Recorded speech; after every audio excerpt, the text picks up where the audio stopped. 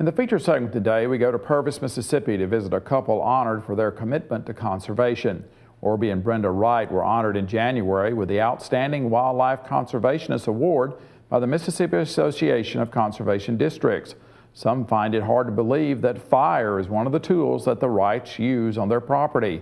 Farmweek visited the Wrights recently when a prescribed burn took place. It actually improves wildlife habitat and the southern pine ecosystem.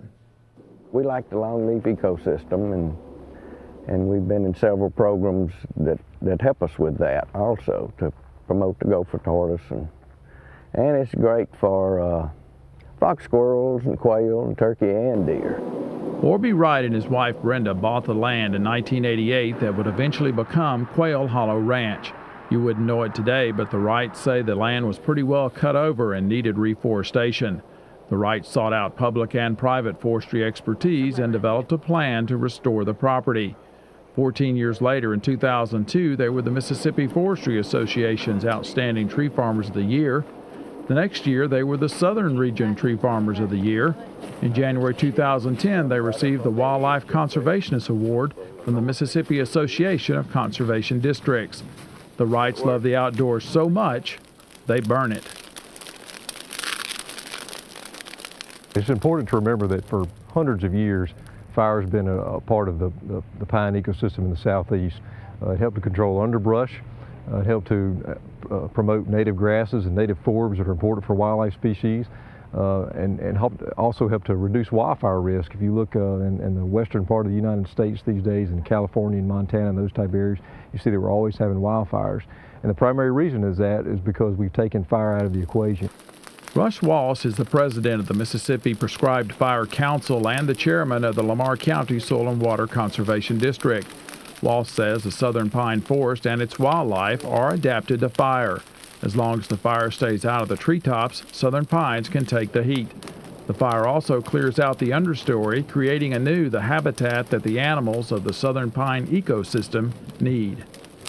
Fire just starts the process of plant succession over. We reduce the woody growth and the hardwood competition. We reduce all the dead grasses.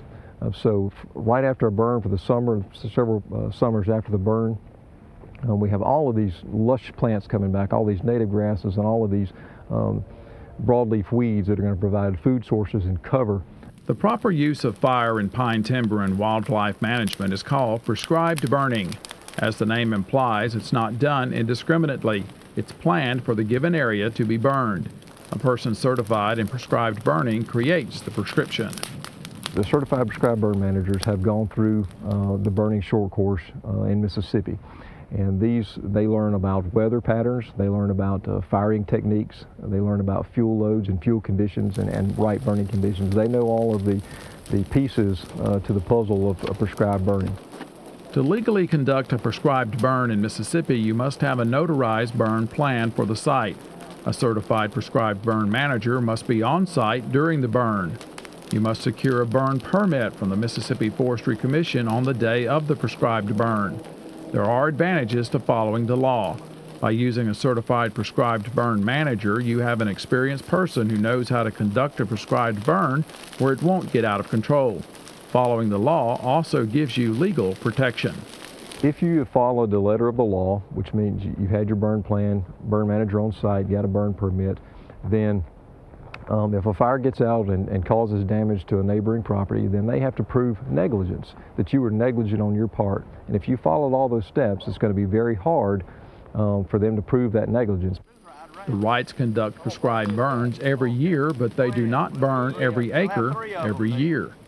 Longleaf, typically we burn every other year, at least we try to. And then of course we rotate different areas and leave some unburned areas for nesting for the turkeys and quail.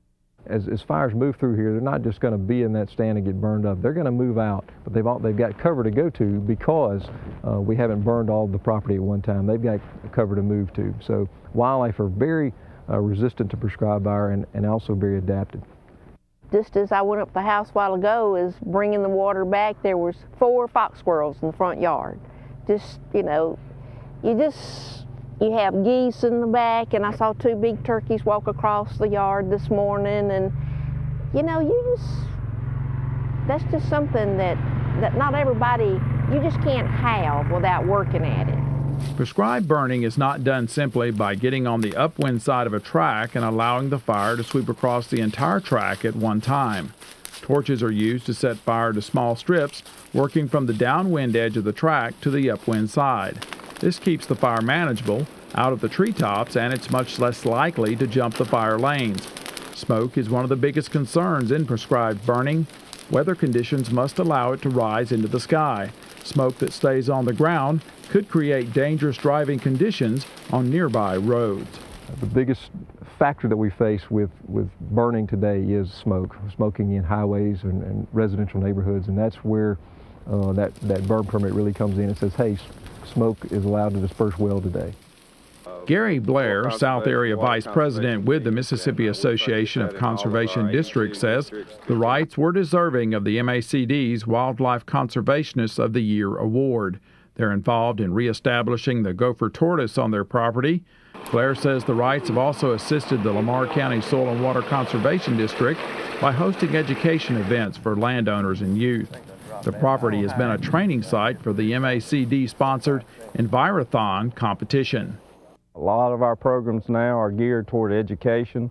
I would say that's our largest component, is educating not only the public and the farmers and the landowners, but also our young people, our students. We do a lot of our programs are geared toward our young people and getting them aware of what conservation practices are and what things that they can do to assist the natural resources that God has given us.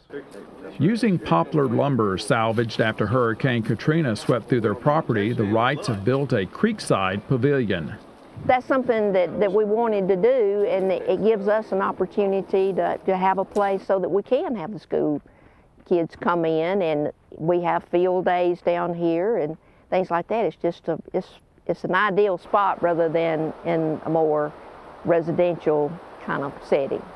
Brenda Wright says getting young people interested and knowledgeable about conservation is vital. Well, if the young people aren't interested and don't learn about it, it ends with, these generations. But most young people, given the opportunity, they love the outdoors. And you can see that story again on our Farm Week website. We are at the end of Farm Week for this